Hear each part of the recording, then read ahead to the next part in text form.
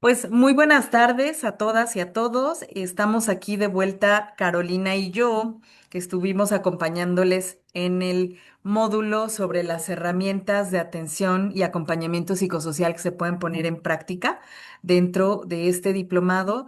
Y nos quedó pendiente la última sesión que cerramos, poder dar respuesta a alguna de las consultas que ustedes nos hacían y que nos parecía muy relevante porque justo reflejan la parte más práctica de lo que se necesita hacer frente a la atención y acompañamiento de las personas. Entonces vamos a buscar que sea una intervención breve y concisa y a lo mejor con algún ejemplo y sobre todo que les sea de utilidad para cerrar esta parte de lo que fue este módulo. Como recordarán, estuvimos atendiendo ya en la última sesión cómo brindar atención diferencial por grupos, poniendo en marcha algunas estrategias o sugerencias de dónde habría que poner énfasis si de pronto atiendo grupos de mujeres o de población LGBT o grupos originarios o con autoadscripción indígena, infancias, adolescencias y al final abrimos un tema que también siempre suele ser de interés de qué hacemos cuando estamos atendiendo personas que están en una situación de crisis, que pudieran estar también en una situación de afectación de salud mental que requiere intervenciones más especializadas, o incluso si tenemos como algunas reacciones muy demandantes o agresivas en la atención. Entonces, desde ahí es donde surgieron estas preguntas que iremos intentando ir contestando. Y bueno, la primera creo que tiene que ver con todo lo que revisamos en el módulo, que se refiere a cómo podríamos sensibilizar al personal que tiene contacto y trabaja en las instituciones con estos grupos, pero trabaja por obligación y no por vocación. Entonces aquí le voy a ir pasando la palabra a Caro y haré algunas complementariedades. Caro. Gracias, Josh. Pues creo que esta pregunta es muy interesante, ¿no? Porque al final de cuentas, creo que en varias sesiones hemos revisado acerca de lo que nos hace estar aquí trabajando en estos temas. Y creo que si bien hay un compromiso más allá de lo profesional, sino también tiene que ver con lo personal, con las convicciones, valores, motivaciones que nos hace estar aquí, ¿no? Y que además es un ejercicio muy interesante que hagamos esa reflexión, ¿no? De autoconocimiento, de conocimiento de por qué estamos aquí y que eso nos permita también ir adaptándonos en nuestras intervenciones y hasta también de alguna manera limitando nuestra propia intervención. Porque el hecho de que estemos aquí no significa y que estemos comprometidos, también tenemos que tener mucho cuidado cuando nos sobrecomprometemos, ¿no? O sea, cuando lo que hablábamos del tema de fatiga de compasión, o sea, cuando quizá ya tenemos que también poner un límite. ¿No?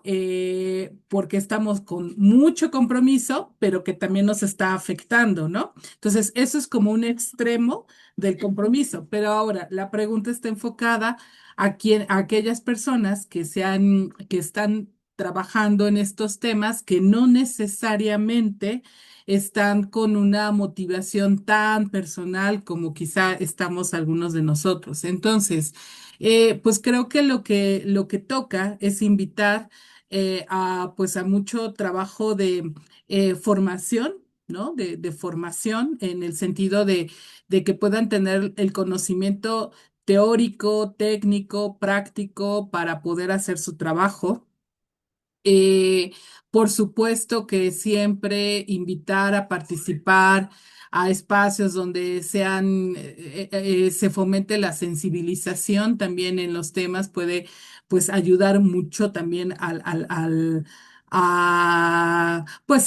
hacer mejor las funciones con las que están comprometidas.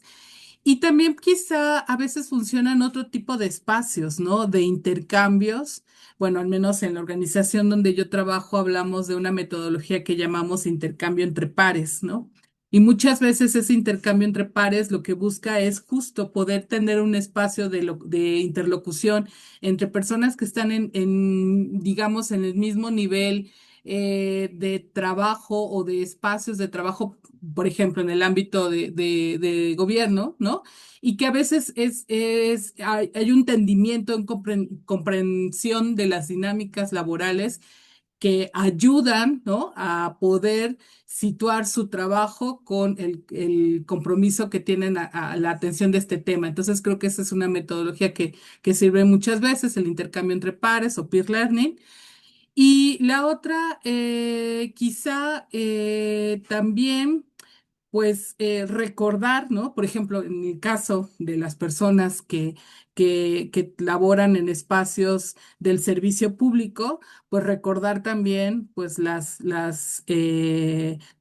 obligaciones que se tiene como funcionario, ¿no? Es decir, si bien...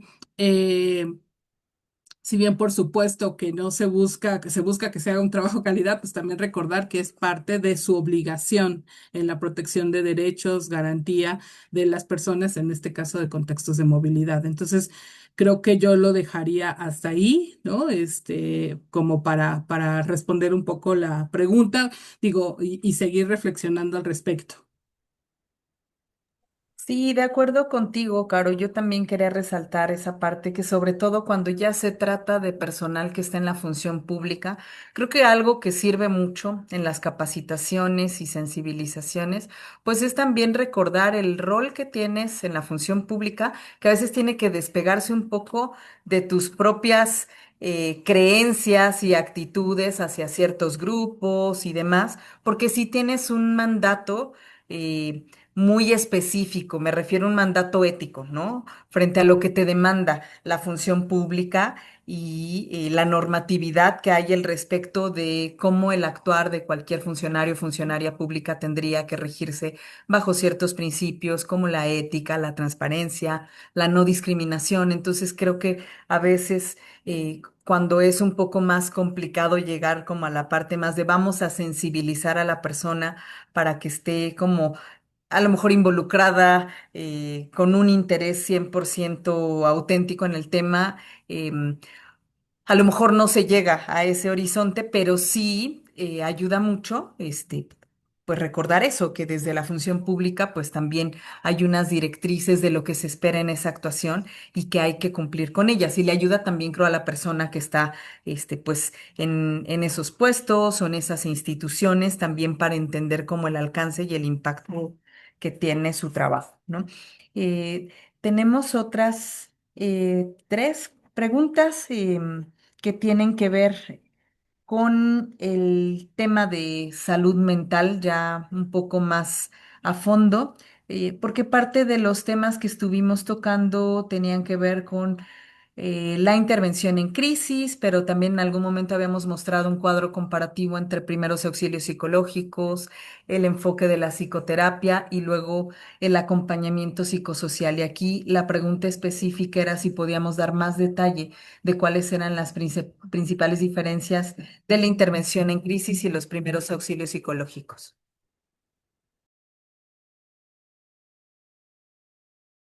Creo que justo para dar respuesta me voy a regresar un poquito al cuadro que presentamos. Eh, ay, no sé si lo estoy haciendo bien.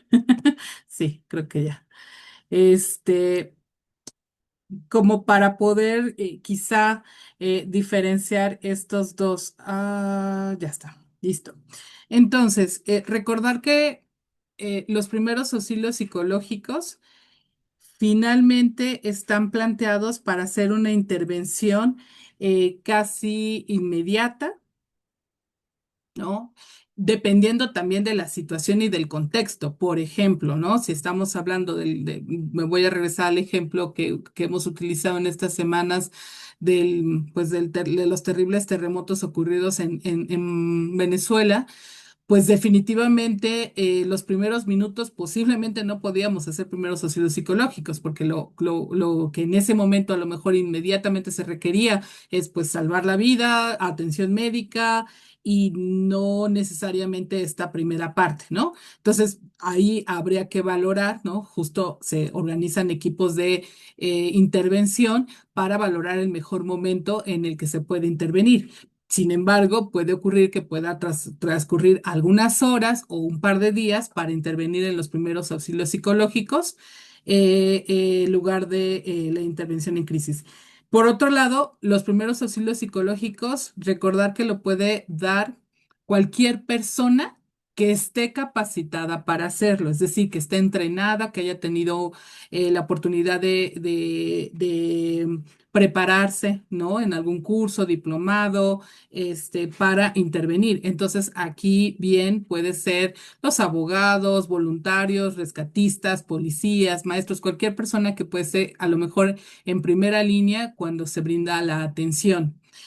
La siguiente y la diferencia con la intervención en crisis es que generalmente quien es una persona que va a brindar intervención en crisis, sí o sí tiene que ser un personal de salud mental, ¿no? Dedicado, ya sea psicólogo, terapeuta, psiquiatra, a alguien que está dentro de lo que se conoce como del área de salud mental.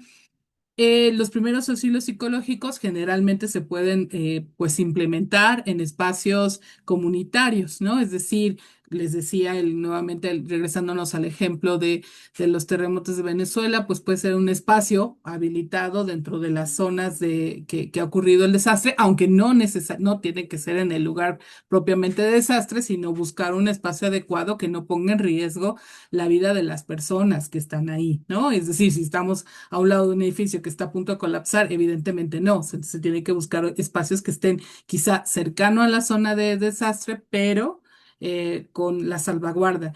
Y en el caso de intervención en crisis, pues generalmente sí son espacios que están acondicionados para ello, llámese un consultorio o un espacio que esté pensado propiamente para brindar apoyo en salud mental. Eh, Ahí en común, ¿no? Tanto de primeros auxilios psicológicos como en el tema de la intervención en crisis, es finalmente brindar apoyo, reducir el riesgo de mortalidad y sobre todo enlazar con los recursos de ayuda.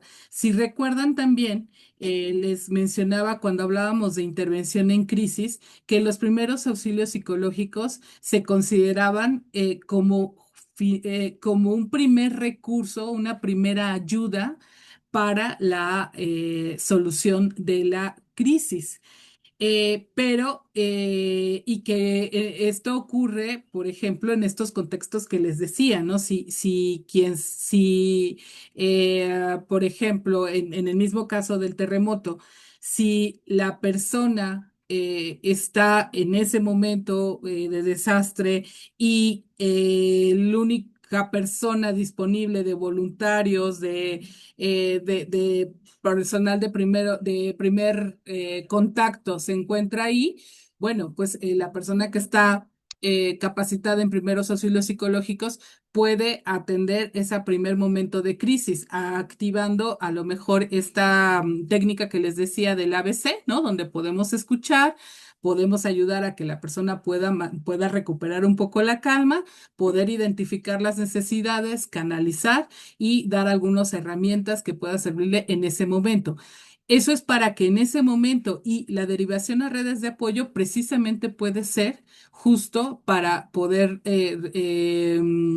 canalizar a algún espacio, ya sea de psicoterapia o de intervención en crisis, ¿no? Que requiera el terapeuta o el psicólogo o el psiquiatra pueda intervenir quizá de mucho manera más específica para atender esta demanda. Entonces, creo que la diferencia podría ser, espero que quede un poco más clara, pero podría ser en ese sentido, ¿no?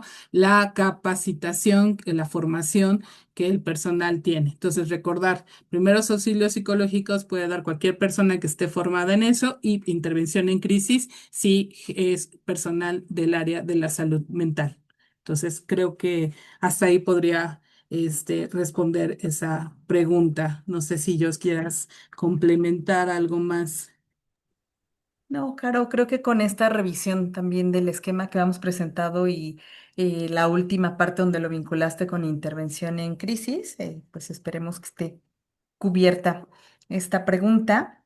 Em, Otra de las preguntas que surgían era, ¿qué hacer si la persona que está en crisis es parte del equipo de acompañamiento? Que creo que eso es un tema que también puede ser más recurrente de lo que pensamos Mm, y ujú. que usualmente no estamos preparados ni preparadas, ¿no? Como que siempre estamos pensando en la atención en crisis hacia el exterior y a pesar de que tenemos sesiones y espacios también de conversación de la importancia del autocuidado y de la revisión de nuestra propia historia personal frente a cómo nos impacta estar trabajando con violencia, a veces no hay como protocolos muy desarrollados dentro de las instituciones, los colectivos, las organizaciones, para poder brindar una atención adecuada y también entender como cuál es el alcance de tu apoyo porque no se trata de una persona que viene contigo y se sienta en un momento y la acompañas y después va a casa y a lo mejor la citas para otra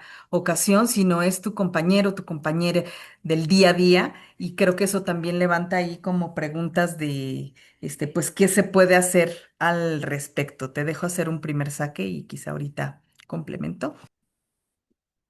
Gracias, Dios. Fíjense que es una pregunta, sí, coincido, muy interesante que creo que no había salido en en otros espacios, entonces sí, y que me parece muy buena, muy acertada, porque creo que es algo que pudiera estar ocurriendo más de lo que nos imaginamos y que creo que vale la pena empezar a incorporarlo en la conversación de de las organizaciones, ¿no? Y del trabajo y de cómo se prepara, porque yo creo que antes de llegar a las crisis, ¿no? Hay crisis que creo que se pueden prever, ¿no? Y anticipar y manejar, y hay otras que definitivamente, pues no es posible, ¿no? Preverlas, pero creo que dentro del programa, proyecto o como le quieran llamar al cuidado que se debe de instaurar en los equipos, en las organizaciones, en las instituciones, se debería de incorporar precisamente esa, ¿no? Una ruta de acción cuando una persona del equipo, pues, puede estar en esta situación. Creo que las organizaciones, además de tener medidas de seguridad, de también deben de contemplar este programa de cuidado. Y creo que en la sesión que yo les compartía sobre algunas herramientas para el autocuidado, también hablaba del cuidado colectivo y del cuidado institucional, ¿no? Y finalmente creo que parte del cuidado colectivo tiene que ver con eso, ¿no? Como que primero identificar si estamos observando que a alguno de nuestros compañeros le está pasando algo, ¿no? Algo que no es usual o que no hemos notado. O sea, la importancia de conocernos a nosotros mismos, pero después el siguiente paso tendría que ser también conocer con quiénes trabajamos, ¿no? Más allá del saludo y de los nombres, ¿no? Pues también identificar quiénes somos, quiénes estamos ahí, quiénes integramos el equipo, ¿no? Y que eso nos permite identificar en algún momento cuando vemos que algo no está dentro de lo rutinario o de lo cotidiano, ¿no? Y eso nos permite ser una primera señal de alarma. Creo que valdría la pena pues empezar a hacer esas rutas, les digo, de intervención. Y ya en el momento, pues creo que a mí me parece, y estoy tratando de hacer memoria si nos ha ocurrido en algún momento algo similar. Eh, y creo que tendría que la persona indicada, que esté capacitada en primeros auxilios psicológicos, pues poder dar una primera intervención. Al final es otra persona que está viviendo una situación de crisis, ¿no? Entonces, por supuesto que tendría que ser alguien que pudiera estar entrenado y hacer esa intervención. Pero aquí justo lo que decía Joss me parece clave también en el seguimiento, porque no es una persona que va a pasar este no sé, un mes, una semana para verla. Posiblemente la vamos a ver al día siguiente o terminamos de estar con ella en en el resto del día laboral. Entonces creo que ahí la importancia de dejar muy claro quién del equipo va a dar seguimiento al compañero. No sé si desde a lo mejor la persona que es su coordinadora directa o o jefe directo, o si hay un área de recursos humanos, o propio el equipo de dirección, o yo que fui quien hizo la primera intervención, ¿no? Como primer respondiente, de poder dar seguimiento a a la intervención que haya yo hecho. Entonces creo que eso sería a lo mejor de pronto un poco con la experiencia o con lo que hemos dicho. Y también recuerdo, y recuerdo ahora, y creo que también lo mencionaba cuando hablaba sobre fatiga de la compasión en la sesión, acerca de que al menos aquí en México hay una norma oficial mexicana que es la 035 de la relación entre el trabajo y el tema psicosocial. Entonces creo que también sería recomendable, al menos en las organizaciones aquí en México, que justo, porque creo que ahí sí prevé, ¿no? Cómo deberían también las empresas, los trabajos, tener algún programa de cuidado a la salud mental, ¿no? Entonces creo que también valdría la pena por ahí como justificar o encuadrar el esquema que se podría proponer para el cuidado de los equipos. Y bueno, pues creo que dejaría hasta aquí, Jos, para tú complementar. Y yo pensaba también en la importancia de trabajar de la mano, y ahí tiene que ver con el tema del autocuidado institucional, ¿no? La importancia de trabajar de la mano con los equipos de recursos humanos, si es que los hay, o de administración de las instituciones. Entiendo que es distinto a veces si trabajas en una organización chiquita que si trabajas en una institución más grande, pero pensando como en situaciones donde esto llega a suceder, incluso no solo en temas de salud mental, sino que hay algún tema de una crisis de salud o una emergencia, donde a veces las personas que están alrededor no necesariamente sabemos cómo responder, y hay que tener como claridad. Que no es que en ese momento todo el mundo tiene que atender la crisis, ¿no? Por eso está lo que decía Caro, de pronto identificar quién dentro del equipo tiene la formación para responder también como a esos primeros auxilios en casos de crisis. Es importante porque puede ser la persona que va al frente y ayuda a salir un poco de la crisis, porque podría tratarse de una crisis, que sucede en un momento y de la que puede regresar al colega o a la colega, pues a salir de ese estado, pero podría tratarse de una situación mayor que tiene que ver también, pues hasta ha habido situaciones que hasta ocurre algún tipo de brote psicótico, ¿no? Y eso no es como nada más el acumulado de temas de agotamiento laboral. O sea, generalmente tiene que ver también con temas de la historia personal y clínica y de vida, que siempre es importante también, pues identificar, ¿no? Y por eso hablaba yo como del trabajo de la mano con esas otras áreas que se encargan como de los recursos humanos, del cuidado de los equipos, de saber cuando alguna persona tiene algún antecedente, que ha requerido algún tipo de intervención en salud mental.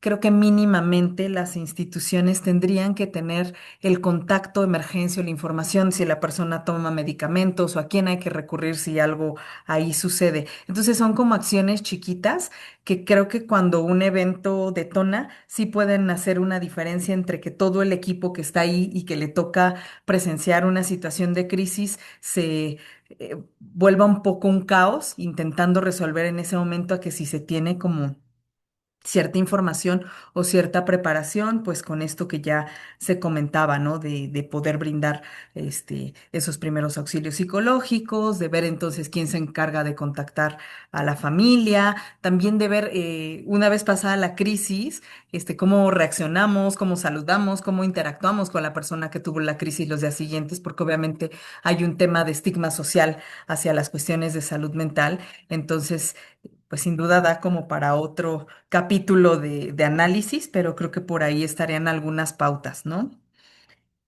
Bien. Otra consulta que también tenía que ver con personas que puedan estar en crisis y algunas sugerencias de cómo intervenir era si habría alguna sugerencia de cómo apoyar a una persona que estaba en crisis si estaba bajo efectos de alguna sustancia. Pues creo que aquí sí es muy importante tener claro de que si es una persona que está bajo los efectos de alguna sustancia, digamos que vamos a poder hacer poco, ¿no? Poco en el sentido de tener una conversación, un diálogo, ¿no? Una entrevista que pueda resultar como en una situación, de apoyar como en otras circunstancias. Aquí creo que si es evidente que está bajo el influjo de alguna sustancia, pues creo que lo más recomendable sería justo orientar a la persona o ayudar a que pueda o bien, no sé, descansar para que pase, no sé, la sustancia o buscar algún tipo de apoyo médico, ¿no? O sea, de canalización para ayudar a, em, a disminuir los efectos, ¿no? Eso creo que sí varía mucho. Entonces creo que al igual que como en otros casos tendríamos que tener pues también un directorio, personas de contacto que puedan responder de manera pronta, ¿no? Para poder apoyarnos en eso. Entonces, pienso, por ejemplo, si es una persona que está bajo los efectos del alcohol, ¿no? Por ejemplo, pudiera ser a lo mejor quizá con dormir, ¿no? Tomar café o algo que pudiera ayudarle a bajar un poco los efectos del alcohol y entonces después poder conversar y poder orientar, ¿no? Pero pues también digo, no soy experta en el consumo de otras sustancias.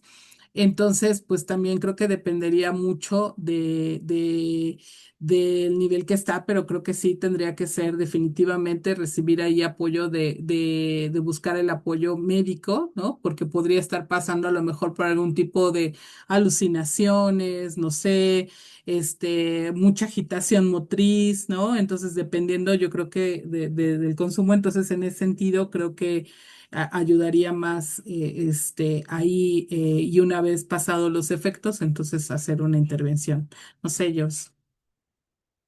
Sí, y me quedaba pensando que a veces la mejor forma de ayudar es entender en qué momento la ayuda realmente tiene un sentido, ¿no? Porque creo que como bien decías, no estamos ni con las herramientas, ni creo que tampoco tenemos que cargar con la responsabilidad de tener que ayudar cualquier escenario de crisis, ¿no? Por eso creo que a lo largo de todas las sesiones insistimos mucho que en todo caso lo que sí era nuestra responsabilidad era de contar con directorios actualizados de a dónde referir frente a distintas situaciones que pueden ser de emergencia o que pueden ser de que una persona requiere servicios que a lo mejor no están al alcance de lo que nuestra institución o nuestra organización puede brindar, ¿no? Entonces, creo que aquí también es un poco de lo mismo y habrá momentos donde no es el mejor momento para hacer una intervención, por eso creo que tú decías esto como de habrá que esperar a que baje el efecto, o me hacía pensar en un símil cuando de pronto en una atención alguien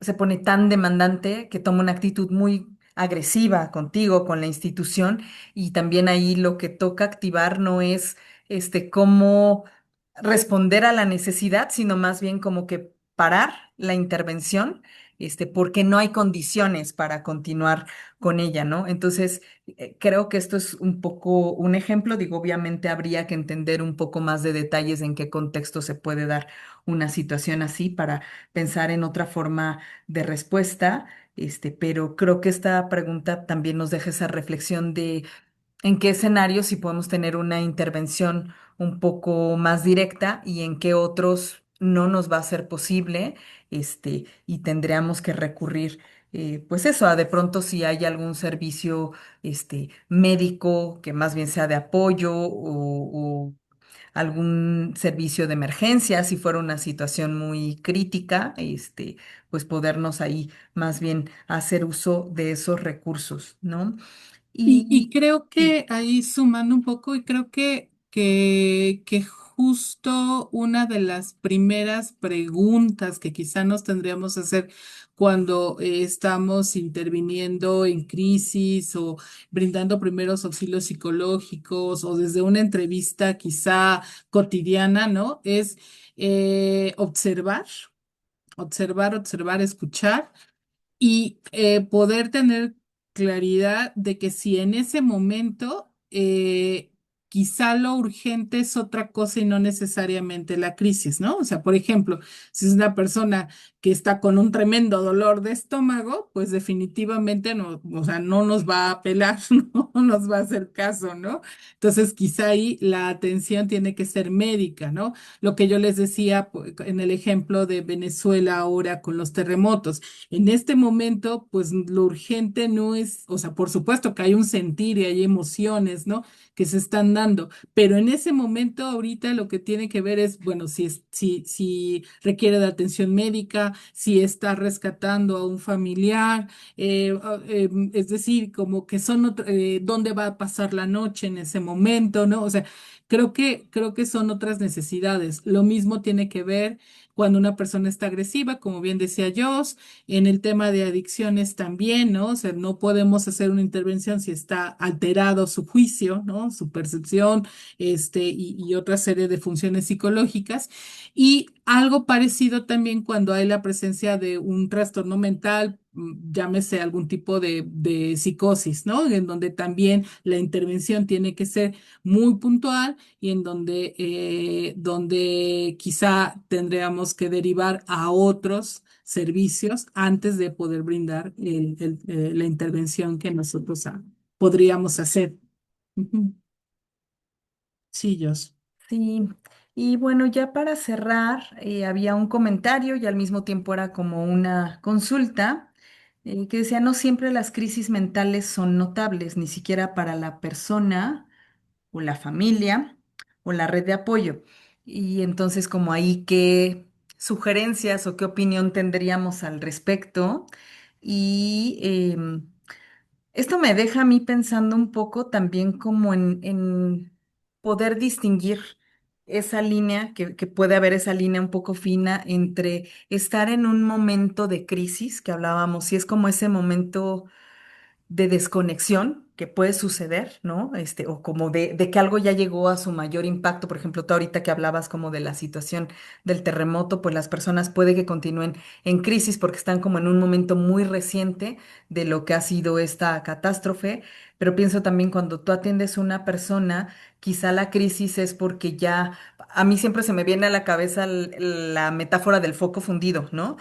Cuando ese foco ya se fundió, ahí es donde tú identificas que se detona una crisis, porque entonces la persona ya comenzó a hiperventilarse, porque ya no está logrando mantener un hilo de conversación contigo, porque notas que se está yendo, que ya no te mira a los ojos. O sea, a lo mejor ahí sirve un poco a distinguir y ahí te voy a pasar ahorita la palabra, Caro, para profundizar un poco más, como en esos momentos donde tú puedes identificar que hay un momento de crisis que está ahí emergiendo y que entonces, pues hay que atender, pero me parece que por lo que planteaban, em, quizá la crisis sí es un poco más notable o visible, pero lo que a veces no es tan visible para la persona, para la familia, para quien acompaña, es que puede haber otras situaciones de agotamiento, de estrés, de salud mental, que otra vez volvemos al mismo punto, ¿no? Como que ya venían desencadenándose desde antes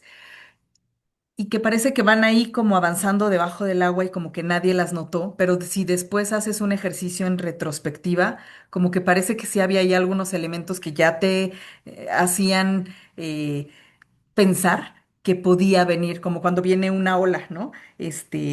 Y quiero poner ahí como una anécdota chiquita y te paso la palabra, Caro. Pensaba, por ejemplo, una vez nos refirieron que una persona había entrado justo en un momento que parecía como, pues un poco entre alucinaciones y un riesgo de estar en situación de calle, porque acababa de ingresar a un trabajo bueno, había estado recibiendo acompañamiento, como en varias áreas, en área legal, en área de salud, en área de oportunidades de empleo y había logrado ingresar a un trabajo y como que todo empezó a acomodarse bien y de repente algo sucedió que la persona comenzó a comunicarse con la encargada de la empresa, bueno, con la persona que la habían contratado, ¿no?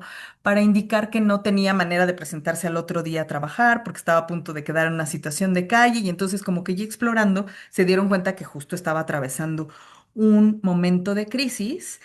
Pero que entonces ya cuando se empezó a explorar un poco más con las personas que habían estado acompañando a la persona mientras estuvo en las gestiones previas, pues resulta que sí había como algunos antecedentes en las conversaciones que algo ya podían poner en alerta, como que la persona desde que iba a las citas, por ejemplo, tenía mucha paranoia de llegar a las citas, o de que a veces se comunicaba de manera muy regular, un poco un tanto demandante para pedir información y luego pasaban periodos largos en los que dejaba de comunicarse. Entonces, creo que aunque efectivamente hay temas que no son tan visibles en primera instancia, de pronto sí podemos estar alertas como de algunas señales, ¿no? Que justo te pueden indicar que algo está por ahí moviéndose eh, en la experiencia de la persona y como en la complejidad de cómo se está adaptando a muchas circunstancias nuevas de vida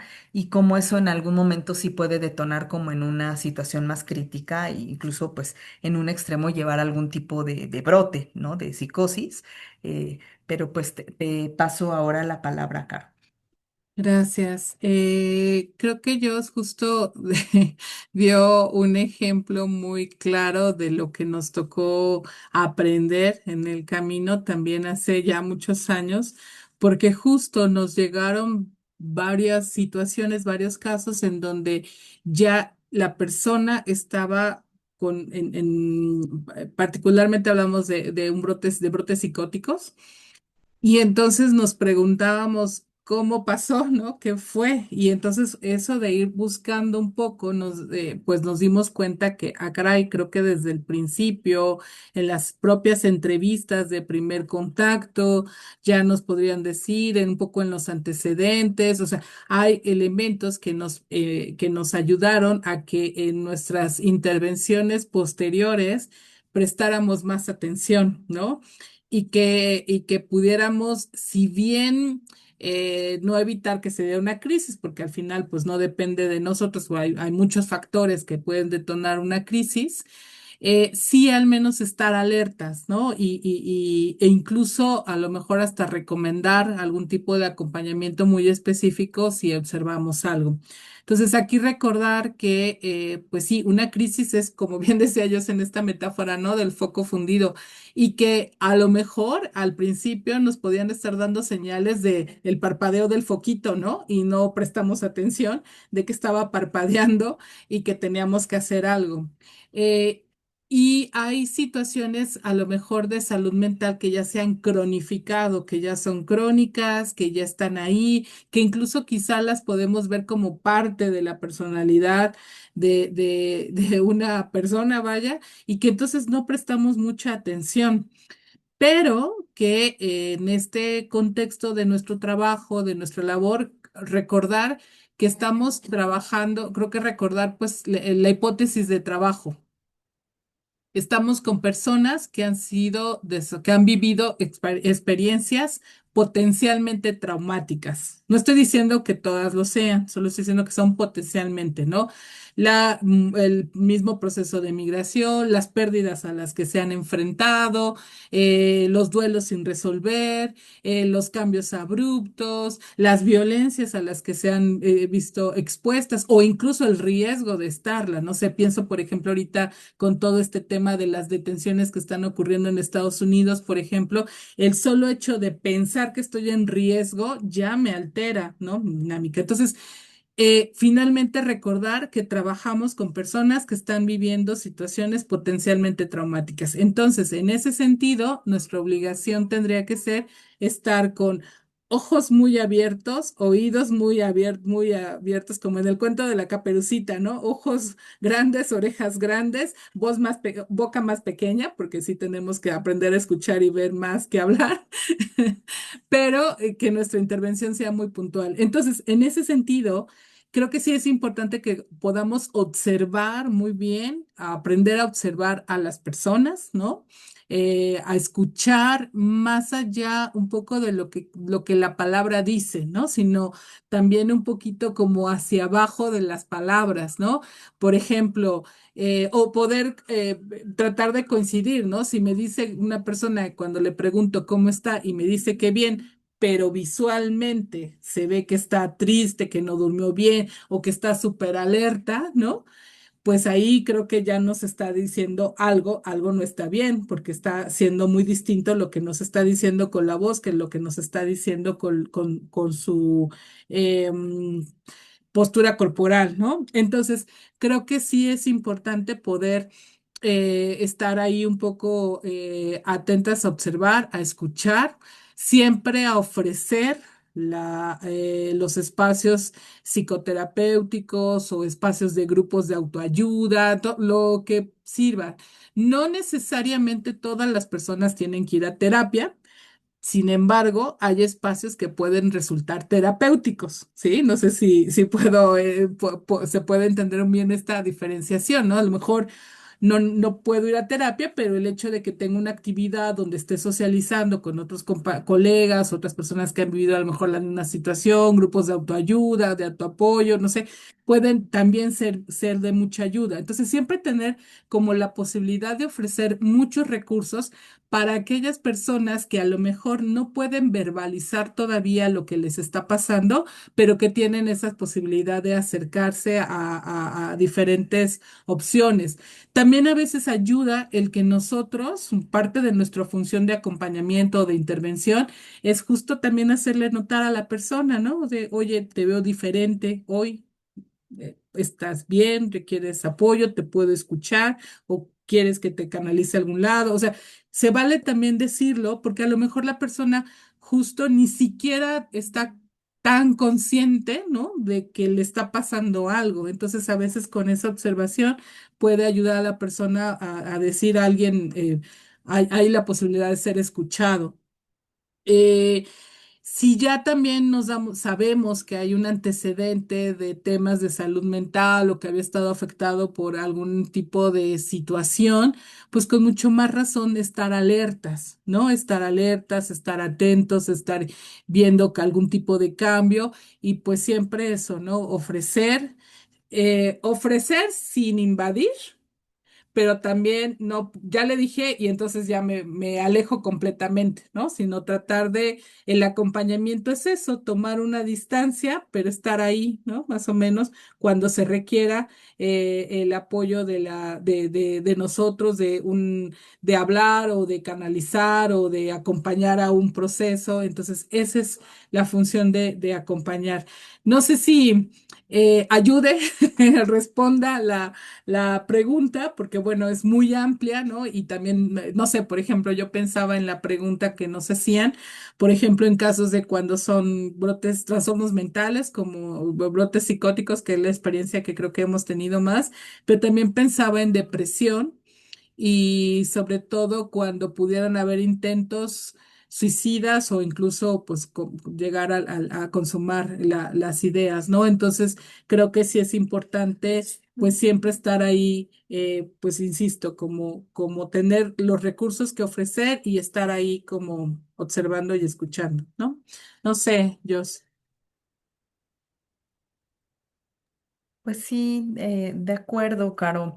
Creo que con esto estaríamos ya cerrando las consultas que nos hicieron llegar y que quedaron pendientes.